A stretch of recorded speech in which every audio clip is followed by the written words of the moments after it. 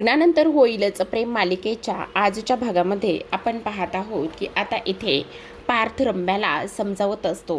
तो तिला बऱ्याच गोष्टी सांगत असतो.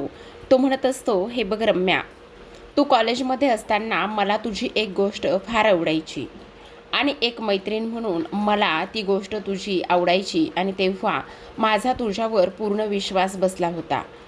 पण तुला एक गोष्ट सांगू का, जेव्हा तू ती गोष्ट मला सांगितलीस ना, तेव्हापासून आत्तापर्यंत मी तसाच वागत आलेलो आहे. पण आज तुझ्या तोंडून हे सर्व शब्द ऐकल्यानंतर मला विश्वास बसत नाही. आपल्या काळजाचे कितीही तुकडे झाले ना, तरीसुद्धा आपण आपल्या स्वतःवर विश्वास ठेवावा. त्यावर रम्या म्हणत असते, हे बघ पार्थ, मला बाकी काहीच माहिती नाही आहे, पण मला फक्त आणि फक्त इथे तुझ्यासोबत लग्न करायचं आहे. तुला कळत नाही का, आता सगळं ओपन झालेलं आहे. आता सर्व गोष्टी इथे तुला समजल्याच आहेत, तर मग हे सुद्धा समजून घे. आणि तसंही काव्यालासुद्धा समजलं ना की मी काय आहे, कशी आहे म्हणून. मी कशा गोष्टीचा कसा विचार करते, ह्या गोष्टी जर तिला समजल्याच आहेत ना, तर मग आता गेम ओपनच झालेला आहे ना. आणि त्यामुळे मला आता कोणत्याच गोष्टीची भीती वाटत नाही. काही झालं ना तरीसुद्धा मला तुझ्यासोबत लग्न करायचं आहे आणि मी दुसरा कोणाचाही विचार करू शकत नाही. त्यावर पार्थ म्हणत असतो, रम्या, हे बघ, तू डोक्यावर पडली आहेस का? तू वेडी आहेस का? अगं, एका बाजूला विजयसोबत साखरपुडा करतेस, त्याच्यासोबत लग्न करण्याचा निर्णय घेतेस, त्याला लग्नाची स्वप्न दाखवतेस आणि दुसऱ्या बाजूला हे असं बोलतेस. रम्या, हे सर्व बंद कर. त्यावर रम्या म्हणत असते, कोण विजय, कोणता विजय? माझ्यासाठी सर्वजण अनोळखी आहेत. मला कोणीही नको आहे. मला फक्त आणि फक्त मला पार्थच हवा आहे. पार्थ, तुला माहिती ना, मी कधी आणि किती दिवसापासून तुझ्यावर जीव आहे, तुझ्यावर प्रेम करते. मला दुसरं कोणाशी नाही लग्न करायचं आहे. मला फक्त आणि फक्त इथे मला तुझ्याशीच लग्न करायचं आहे. आणि त्याच वेळेला आता पार्थ म्हणत असतो, नाही रम्या, तू चुकतेस. हे बघ, मला ना खरं सांगू का, एक मैत्रीण म्हणून मला नेहमी तू चांगली वाटायचीस, पण आज मला ना तुझी किळस येते, मला तुझा राग येतोय, मला तुझ्या ह्या सगळ्या बोलण्याचं खूप दुःख होतंय, असं पार्थने स्पष्टपणे आता रम्याला सांगितलेलं असतं. आता दुसऱ्या बाजूला आपण पाहतो, जीवा नंदिनीचे डोळे बंद करून तिच्यासमोर उभा असतो आणि त्याच्या हातामध्ये फुलं असतात. आणि तेव्हा तिचे डोळे बंद केल्यानंतर तो म्हणत असतो, सरप्राईज, असं म्हणून आता लगेचच नंदिनी म्हणत असते, काय सरप्राईज? हाताचा किती वास येतोय, काय आहे हे? त्यावर तो म्हणत असतो, छी बाबा, सरप्राईज दिलं आहे तर त्याचा तुला आनंदच नाही, तुला माझ्या हाताच्या वासाचं पडलं आहे. तेव्हा इथे आता ती म्हणत असते, हो का, मग काय आणलेलं आहे? आज बायकोसाठी मस्त छान फुलं, छान गजरा आणलेला असेल, असं सुद्धा आता नंदिनी बोलत असते. तेव्हा जीवा म्हणत असतो, हो, खरं तर तुला ना सरप्राईज द्यायलाच नको आहे. तुला ना कोणतंही सरप्राईज दिलं ना तर तू ते सरप्राईज ठेवतच नाहीस. नको नको, खरंच नको, तुला ना इथून पुढे मी सरप्राईज देणारच नाही, असं सुद्धा आता इथे तो बोलत असतो. तेव्हा ती म्हणत असते, बरं बरं, चला चला, ठीक आहे, उगाचच नाकावर जो राग आहे ना तो इथे ठेवू नका. हे जे काही आणलेले आहेत ना जुईचे फुलं, ते देऊन टाका पटकन. तुला कसं समजलं की मी हे फुलं आणले आहेत म्हणून? तेव्हा ती म्हणत असते, तुम्ही जुईकडून आणलेत का हे फुलं? त्यावर जीवा म्हणत असतो, अगं जुईकडून कोणाकडून? हे मी फुलं तिकडून आणले आहेत. त्याचं काय झालं ना, तुला एक गोष्ट सांगू का, खरं तर आईनं मला मच्छी आणायला पाठवलं होतं. मग मी अशी एवढी मोठी ना सुरमई, नाही एवढी मोठी नाही, एवढी अशी सुरमई आणली, हात करून दाखवत असतो. आणि त्यानंतर मग मी ती सुरमई आणली. मग खरं सांगू का, मी तिथून येत असताना ना मला खरं तर गजरा घ्यायचा होता, पण मला ना तिथे गजरा दिसलाच नाही. मग मला ही मस्त जुईची फुलं दिसली आणि जुईची फुलं दिसल्यानंतर मग मी तुला ती जुईची फुलं घेतली. म्हटलं चला बायकोला खुश करूयात, आणि म्हणून मग मी फुलं घेऊन आलो. पण तुला कुठे कौतुक आहे, तुला तर नाही बाबा, शी. त्यावर आता नंदिनी म्हणत असते, पण मला सांगा, तुम्ही मच्छी आणली, आईंना मच्छी दिली, पण मग तुम्ही ती जे काही फुलं आहेत ना, किंवा जे काही तुमच्या त्या माशाचे हात आहेत ते धुतले नाही आहेत. त्याच वेळेला आता इकडे जुई भेटली होती का? आता ही जुई कोण ग नंदिनी, तुझं काय चाललंय? तेव्हा नंदिनी लगेच उठून उभी राहते आणि त्या बोर्डसमोर जाऊन म्हणत असते, खरं तर जीवा, तुम्हाला एक गोष्ट सांगू का, आपण थोडंसं इथे विसरतोय का? आपलं जे टार्गेट आहे, ज्या गोष्टी आहेत त्या आपण इकडे विसरायला नको. खरंच आपल्याकडे वेळ खूप कमी आहे. आपण काही जरी झालं ना तरीसुद्धा आता त्या लोकेशनपर्यंत जाऊन पोहोचलं पाहिजे. आणि मला का असं वाटतंय की आता आज किंवा उद्याच तो मास्टर जो आहे ना तो इथे दुसऱ्या मुलाला किडनॅप करू शकतो. तेव्हा आता इकडे जीवा म्हणत असतो, तुला सांगू का, आता मी मासे घेऊन येताना ना तो जो काही आपली सिटी आहे ना त्याच बाजूने म्हणजे त्याच लोकेशनकडून मी आलो होतो. आणि तिकडून आल्यानंतर आता तिथेच जवळच आहे ते. मग मी ते बघून आलो आहे. आपण आता तिकडे जाऊया का? आणि त्याच लोकेशनच्या बाजूला तिथे ममताई पाळणाघर आहे. चल, वेळ नको घालवायला, आपण पटकन जाऊया. तेवढ्यातच तिथे मानिनी आलेली असते. तर इकडे दुसऱ्या बाजूला काव्या आणि पार्थ आता इकडे खोलीमध्ये असतात. तेव्हा पार्थने जे काही रम्याचं ऑडिओ रेकॉर्डिंग केलेलं असतं तो ऑडिओ क्लिप इथे तो काव्याला ऐकून दाखवत असतो. आणि ऐकून दाखवत असताना त्यामध्ये रम्या स्पष्टपणे म्हणत असते, आता काव्याला तर समजलंय की मला म्हणजे मला तुमच्या दोघांमध्ये भांडणं लावायचे आहेत, हे सगळं काही करायचं आहे. पण मग जर ह्या सगळ्या गोष्टी तिला समजल्या आहेत ना, तर मग मी आता एक गोष्ट तुला सांगते. काही जरी झालं ना तरीसुद्धा इथे मला आता तुझ्यासोबतच लग्न करायचं आहे, मला दुसरं कोणासोबतही लग्न करायचं नाही, असं ती स्पष्टपणे बोलत असते. आणि तेवढ्यातच आता रम्याला राग येतो. आणि रम्याला राग आल्यानंतर ती म्हणत असते, खरं तर ह्या रम्याचं ना काय करावं कळतच नाही. त्याच वेळेला आता इकडे जो काही आपला विजय आहे त्या विजयचा फोन आता इकडे पार्थला आलेला असतो. आणि तेव्हा विजयचा फोन पार्थला आल्याबरोबर आता इकडे पार्थ म्हणत असतो, आता ह्याचं काय चाललंय मला तर कळतच नाही, ह्यानं का बरं फोन केला असेल, असं तो बोलत असतो. आता ह्या सगळ्या काही गोष्टी इथे बोलल्यानंतर लगेचच आपण पाहतो की आता फोन स्पीकरवरती असतो. आणि फोन स्पीकरवरती असताना आता इकडे तो म्हणत असतो की आता विजय म्हणतो, खरं तर जे काही मला काल इथे कॉन्ट्रॅक्ट मिळालेला आहे ना ते कॉन्ट्रॅक्टमुळे मी ना आता त्या रस्ताईची भेट घेतली. आणि त्यानंतर ते म्हणत होते, अरे रे रे, पार्थच्या बाबतीत ना फारच वाईट झालं आहे. खरं तर हे कॉन्ट्रॅक्ट ना त्याला मिळायला पाहिजे होतं.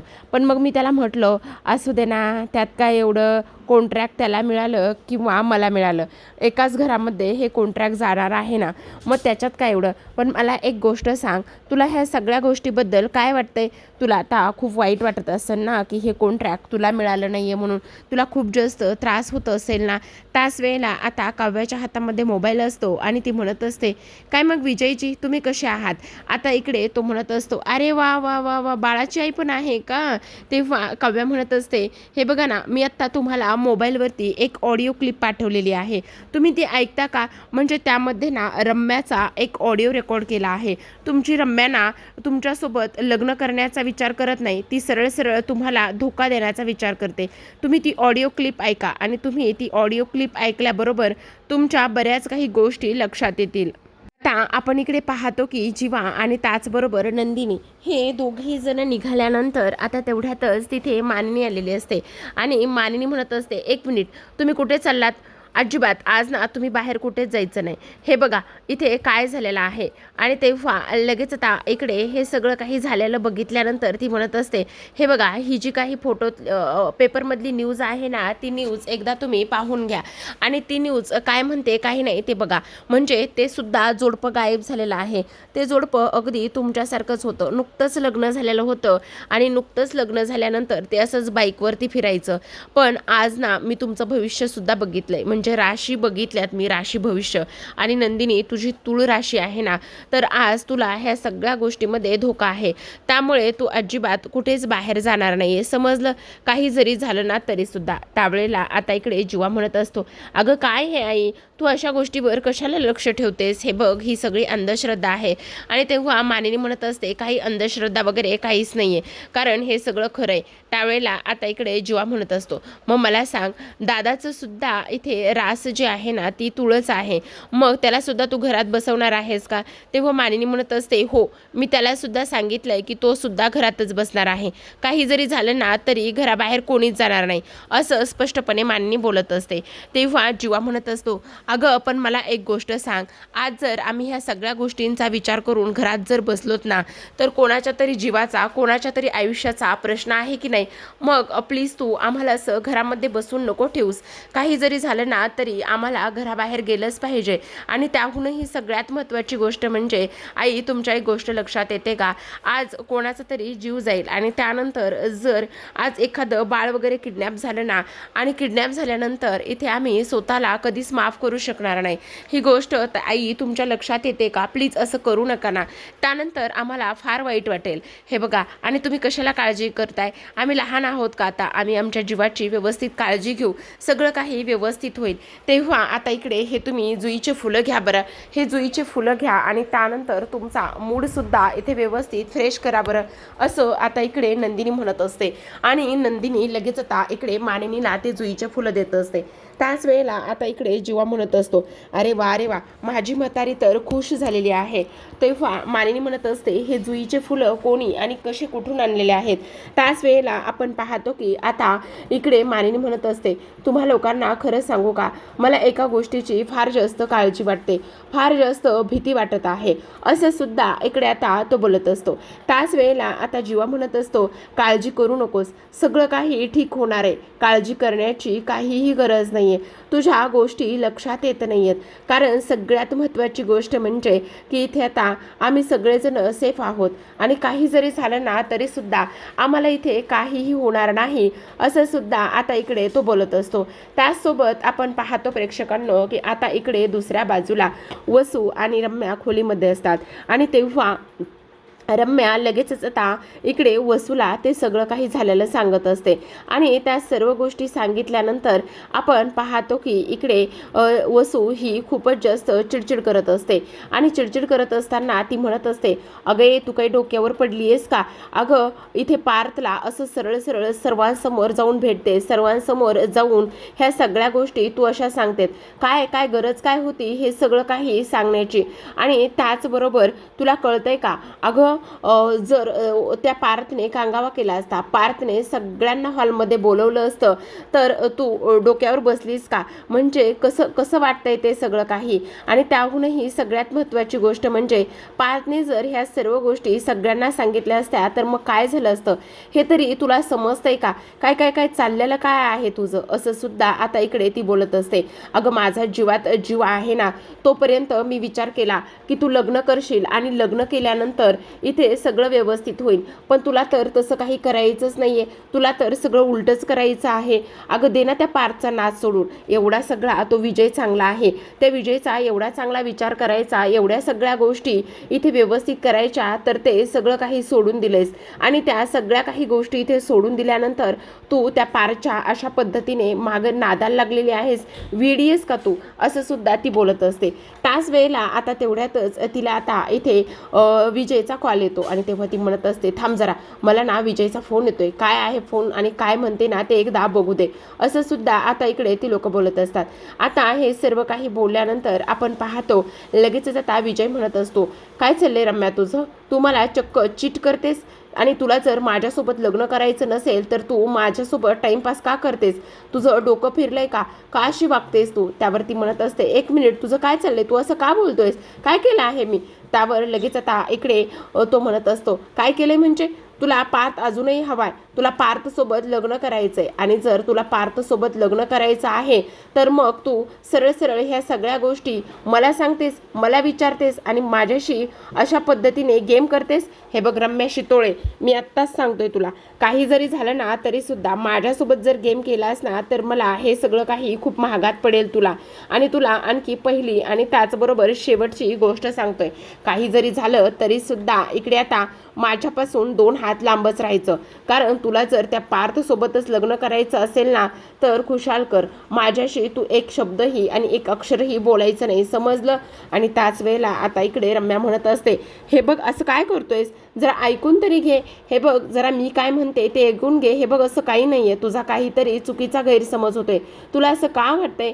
त्यावेळेला आता इकडे तो म्हणत असतो, का नाही, कारण पण तुला काय झालं ते तरी सांग, त्याच वेळेला आता इकडे तो म्हणत असतो, कारण त्या पार्थने आणि काव्याने एक मला ऑडिओ क्लिप पाठवलेली आहे आणि त्यामध्ये स्पष्टपणे तू बोलतेस की लग्न करायचं आहे तुला पार्थसोबत आणि विजयशी माझा काही एक संबंध नाही आहे म्हणून. तेव्हा रम्या म्हणत असते, नाही हे बघ तू माझं ऐकून घे विजय, माझं ऐकून घे. पण विजय मात्र काहीच ऐकत नाही आणि विजयने सरळ सरळ तिचा फोन कट केलेला असतो. आता विजयने सरळ सरळ फोन कट केल्यानंतर आपण पाहतो की आता इकडे रम्या म्हणत असते, काव्या आणि पार्थ तुम्ही खूप चुकीचं केले. काही जरी झालं ना तरी सुद्धा तुम्ही हा जो काही डाव टाकलाय ना, आता बघ मी काय करते ते. आता काव्या तुला मी कसा डाव टाकते आणि कसा धडा शिकवते ना, ह्याच गोष्टी तू आता इकडे बघायच्या आहेत, असं सुद्धा आता इथे ती बोलत असते. त्याचबरोबर आपण पाहतो की आता इकडे जीवा आणि त्याचबरोबर नंदिनी हे दोघेही जण त्या लोकेशनवर आलेले असतात. तिथंच ममताई पाळणाघर असतं. तेव्हा नंदिनी म्हणत असते, आता बहुतेक ना इथूनच एक बाळ जाणार आहे. काही जरी झालं ना तरी आपल्याला एका गोष्टीचं इथे लक्ष ठेवलं पाहिजे आणि एका गोष्टीचं लक्ष ठेवल्यानंतर आता तो नक्कीच इथे येईल. त्यावर आता जीवा म्हणत असतो, तुला असं वाटतं का की खरंच नक्कीच अतिव्यक्ती इथे येऊ शकते. तेव्हा नंदिनी म्हणत असते, हो, कारण त्याच्या आत्तापर्यंतच्या रेकॉर्डनुसार तर तो इथे येईल असंच मला वाटतंय आणि तुम्ही काळजी करू नका जीवा.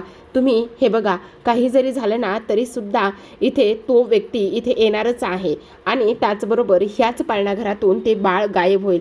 आता पाणी पिण्यासाठी जीवा जो आहे ना तो पाणी बॉटल घ्यायला जातो, पण त्याच्याकडे मात्र पैसे नसतात, म्हणजे कॅश नसते. आणि तेव्हा तो म्हणत असतो, थांबा इथे माझी बायको आहे, त्या बायकोकडून मी पैसे घेऊन येतो, असं म्हणून आता लगेचच इथे तो नंदिनीकडे पैसे आणायला जातो आणि नंदिनीकडून तो कॅश घेऊन येतो आणि त्यानंतर मात्र इकडे लगेचच तो जी काही कॅश आहे ना ती कॅश तो इथे त्या बाईला देत असतो. त्याच वेळेला आपण पाहतो आता बॉटल घेऊन येत असतो आणि बॉटल घेऊन येत असताना एक व्यक्ती जी आहे ना ती फोनवरती बघत असते. ते एका हातामध्ये मोबाईल असतो, तो म्हणजे नंदिनीचा फोटो असतो त्या स्क्रीनवरती आणि फोनवरती बोलून सांगत असतो. तो म्हणत असतो, हे बघा काही जरी झालं ना तरी सुद्धा एक गोष्ट लक्षात ठेवा, आत्ता इथे माझ्यासमोर मुलगी उभी आहे, तिने ऑरेंज रंगाचा ड्रेस घातलाय आणि तिलाच इथे संपवायचं आहे. काही जरी झालं ना तरी ती मुलगी वाचली नाही पाहिजे असं तो माणूस सांगत असतो. आता समोरून भरधाव वेगाने गाडी येत असते आणि गाडी येत असताना जीवा धावतच येतो आणि धावतच येत असताना नंदिनीला त्या मारणाऱ्या माणसांपासून तो वाचवत असतो. नंदिनी आता इकडे स्वतःचा जीव वाचवण्याचा पूर्ण प्रयत्न करते आणि जीवाने तिला सुखरूप वाचवलेलं असतं. तर आता इकडे दुसऱ्या बाजूला सर्वजण हॉलमध्ये आईस्क्रीम खात बसलेले असतात, आईस्क्रीम एन्जॉय करत असतात. तेव्हा आपल्या मिथुन काकाची जी काही कॉमेडी आहे ती इथे सुरू झालेली असते. मिथुन काका मुद्दामच आता इथे बोलत असतात, खरं तर बघा ना काव्याच्या चेहऱ्यावर किती आणि कसा ग्लो आलाय, आपली काव्या किती ग्लो करायला लागलेली आहे असं इकडे ते बोलत असतात. आणि तेव्हा लगेच आता मानिनी म्हणत असते, नाही हो मिथुन भाऊजी, काही काय उगचच आत्ताच ग्लो वगैरे काहीच नाही आहे, तुम्ही उगचच आपलं काहीतरी बोलताय. तेव्हा मिथुन म्हणत असतात, नाही हो वहिनी, मी तुम्हाला खोटं नाही सांगत, मी तुम्हाला खरं सांगतोय. बघा तरी तुम्ही पारच्या चेहऱ्याकडे बघा, इथे काव्याच्या चेहऱ्याकडे बघा, अरे ते आई बाबा होणार आहेत म्हटल्यावर त्यांच्या चेहऱ्यावर ग्लो आलाय आणि तो ग्लो तुम्हाला दिसत नाहीये का, असं सुद्धा आता इकडे मिथुन बोलत असतात. तेव्हा लगेच आता मानिनी म्हणत असते, एवढ्या लवकर ग्लो वगैरे ह्या सर्व गोष्टी होत नाहीयेत, तुम्ही उगाचच आपला हा विचार करत आहात. तेवढ्यातच आता आतमध्ये विजय रागानेच येत असतो आणि रागानेच येणाऱ्या विजयकडे आता सर्वजण पाहत असतात, कारण विजय ह्या वेळेला एवढा रागाने का बरं आणि कशासाठी आला आहे असा प्रश्न मात्र सर्वांना पडलेला असतो. आणि त्याच वेळेला आता आपण पाहतो की इकडे सर्वांचं लक्ष येणाऱ्या विजयकडे जातं आणि तेव्हा लगेच आता तो रागानेच म्हणत असतो, बाद झालं बाद झालं, काय चाललंय काय तुमचं. कारण मिथुन असं बोललेले असतात, जे काही करायचं आहे ना ते लोक शांत बसतात आणि त्यानंतर गेम करतात, म्हणजे ते फक्त आणि फक्त इथे रम्याला उद्देशून बोललेले असतात. आणि त्यामुळे आता मिथुनला इथे बोलल्यामुळे विजयला राग येतो. तर इकडे दुसऱ्या बाजूला आता जीवा नंदिनीवर ओरडत असतो, चिडत असतो. तो म्हणत असतो, बाद झालं नंदिनी, बाद झालं, काही जरी झालं ना ना तरीसुद्धा आत्ताच्या आत्ता हे सर्व काही इथे थांबलं पाहिजे. मला आता काही ऐकून घ्यायचं नाही किंवा काही करायचं नाही आहे. बाद झालं. हे सगळं काही किडनॅपिंग आणि ह्या सगळ्या गोष्टी मला आता नाही ऐकून घ्यायच्या, कळलं तुला? असं सुद्धा आता इकडे तो बोलत असतो. त्याच वेळेला नंदिनी म्हणत असते, ऐकून घ्या ना जीवा, प्लीज तुम्ही माझं ऐकून घ्या. का असं करताय हे बघा, ऐकून घ्या. त्यावर आता इकडे तो म्हणत असतो, काय काय ऐकून काय घेणार आहे मी? बोल ना, तू काय ऐकून घेणार आहे? आता तुला सांगू, तुझ्या जीवावर बेतलं असतं नंदिनी आणि तुला काही झालं असतं तर मी तुला नाही काही सहन करू शकणार.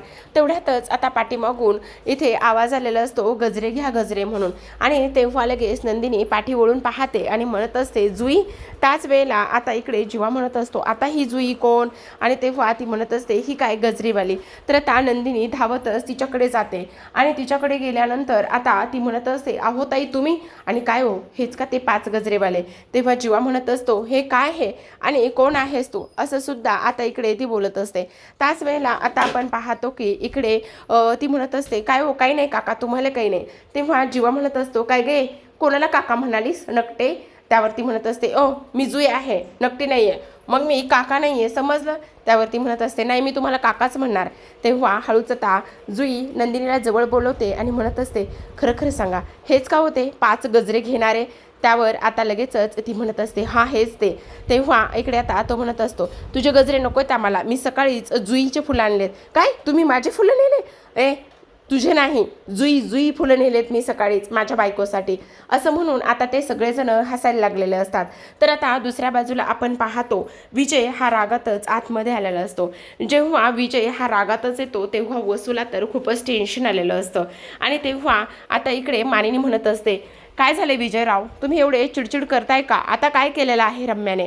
तेव्हा विजय म्हणत असतो, 1 मिनटं, रम्याने काय केलंय म्हणजे? प्रत्येक वेळी रम्याच काही करेल का?